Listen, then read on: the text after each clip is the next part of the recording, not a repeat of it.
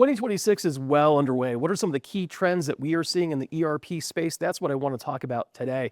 My name is Marcus Harris. I'm a software and technology attorney, and for the last 20 years, I have focused my practice on drafting and negotiating a variety of technology-related contracts and litigating failed technology projects in courts across the country. The first trend I want to talk about for 2026 that we're seeing on a pretty regular basis is issues associated with licensing and auditing in ERP contracts. The shift has gone away from random audits that happened every once in a while. I think as a customer, you really want to have the expectation that this is not going to be a random event, and instead it's going to be an event that you need to plan for, and it probably is going to happen, if not an annual basis, every couple of years, every few years, but it's something that you're going to have to do a level of due diligence with, and you're going to have a baked-in strategy for dealing with an aggressive SAP or Oracle audit. For SAP customers, indirect access continues to be a massive issue. It's a high lever enforcement mechanism that SAP is going to continue to exploit throughout 2026. In connection with indirect access, you really got to start thinking about how that impacts your use of artificial intelligence tools. And when I say that, what I really am thinking about are third-party artificial intelligence tools. We've got lawsuits and litigation in the SAP space that really do suggest that SAP is going to continue to be aggressive. They're going to continue to look at the way you utilize data that is in their system. Their intended goal, and this is not new necessarily, but the application of it, I think, is for them to try to put as big of a fence around the data that you have in their system and try to extract as much revenue from your data in their system as much as they can. And where we're seeing this is really in the context not only of indirect access, but in the context of third-party artificial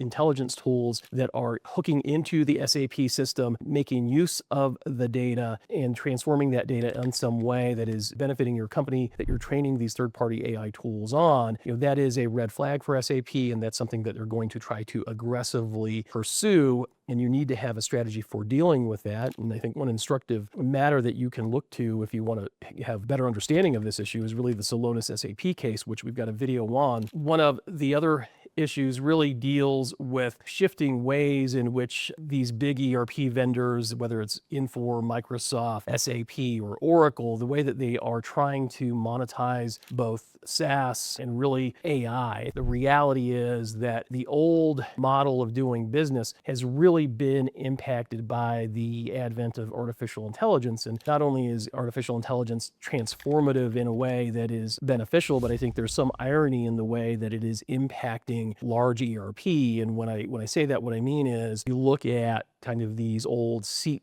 models, you've got a user license, you've got some sort of a license metric that is tied to usage, and that is really not working as well in this AI environment, because if you look at what is happening, you've got scenarios where the amount of people that are accessing the ERP system is actually decreasing because of the efficiencies associated with artificial intelligence. And so if the ERP vendor has a license metric or a revenue metric that's tied to how many people are accessing that, it simply doesn't work the same anymore.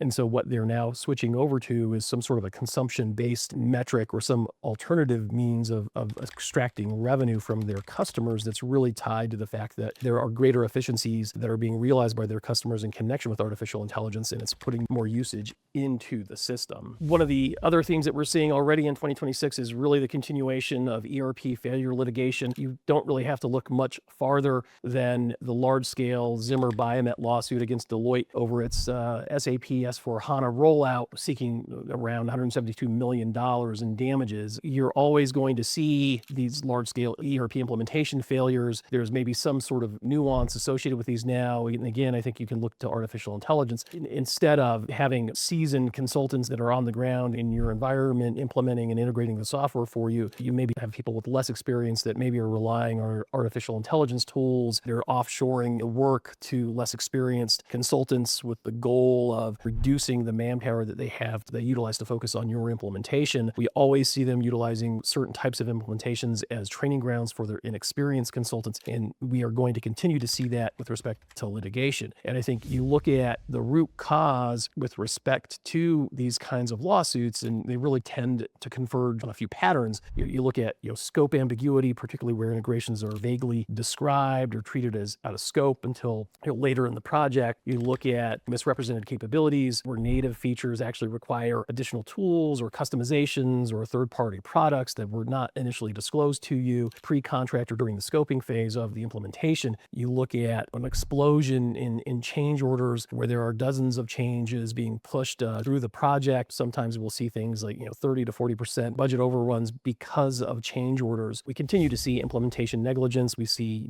designs that just don't work. We see gap fit analyses that were never conducted. We see unstable warehouse management solutions or supply chain modules, repeated failures at go live. If you look across cases, you see healthcare and life sciences, you see manufacturing companies. It's really not isolated to any one industry. It really doesn't play favorites with respect to where that failure is going to happen. What we are seeing and continuing to see is knock-on securities, disclosure claims where the ERP disruption was so material that it really had a massive impact on revenue or safety. The next issue that we see is really contracting and governance themes. All of this is really reshaping how sophisticated buyers, counsel, and advisory firms approach ERP contracts and governance of those contracts. On the front end, there's a strong push for explicit treatment of integrations, data migration, quality of that data, client subject matter expert roles. There's a strong push for having explicit testing obligations, go, no-go decisions and criteria, tying those to particular milestones, payments, risk allocation clauses. All of these things need to really be and continue to be at the forefront of your mind when you're drafting, negotiating these types of contracts. I mean, you've really got to do what you can to hold their feet to the fire. And when these things fail, they fail spectacularly. And one of the main reasons that they fail is because there was not proper contract governance. People did not know what their roles were. The deliverables were vaguely defined, or there was not language in the contract detailing how those deliverables would be accepted or rejected. If you don't approach this in the right way, you really are going to be doing yourself a disservice. One of the other trends that we're seeing is a companion piece to just understanding the roles and the responsibilities in these contracts and making sure that you're monitoring them and governing them accordingly is really an increased alignment with internal governance frameworks, security compliance, clear responsibilities for data residency and regulatory reporting, got documented AI and training practices that can withstand regulatory scrutiny. We're seeing decentralized procurement. We're seeing business units buying point SaaS solutions. This has created renewed interest in centralized visibility and policy. The goals really are the same as they've always been. I think they're classic. It's controlling costs and avoiding inadvertent violations of license terms that apply to an enterprise level, not just to single departments. And so if you're drafting and negotiating these agreements, if that's your role, then I think you've really got to have an understanding of what your client's internal governance framework is, because you can't really do this in isolation. So you put this all together,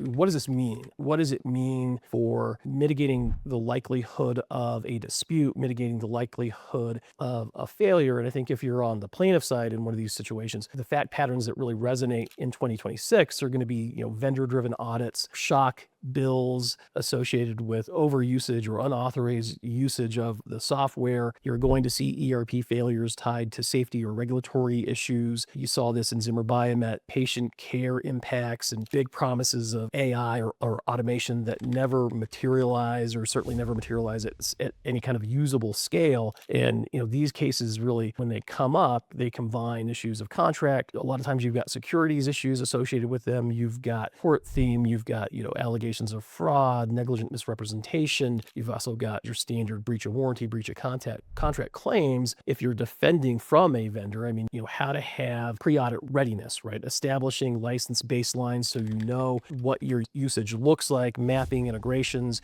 You want to have an understanding of what your indirect usage is, validating how telemetry will be interpreted against the contract. You want to tighten your contract language, certainly around indirect usage and access to the extent you can. Certainly it's easy to do that on the front end, and I think it's much harder harder to do that. If you're in the middle of it, if you've already signed the contract, it's going to be virtually impossible. But certainly as you sign orders or new SOWs, you certainly want to start thinking about how to tighten the contractual language. The landscape really has changed in some ways. You're going to want to build, contemporaneous record. You're going to want to document scope decisions. You're going to want to understand design trade-offs during the design phase or the implementation phase. You're going to want to make sure that you've documented testing results. You're going to want to make sure you've documented no-go, go risk assessments with respect to going live. You want to have a credible story if this project goes sideways. You really want to make sure that you put all your ducks in a row and that you're giving yourself a dog in the fight, so to speak. If your practice, whether it's a legal practice or a consulting practice, touches ERP, then I think these trends, give you really a roadmap of kind of what the next wave of disputes is going to look like. With that, you can be well prepared for what 2026 is going to look like. If you have any questions about any of the issues raised in this video, feel free to reach out to us. We'd love to talk to you and point you in the right direction.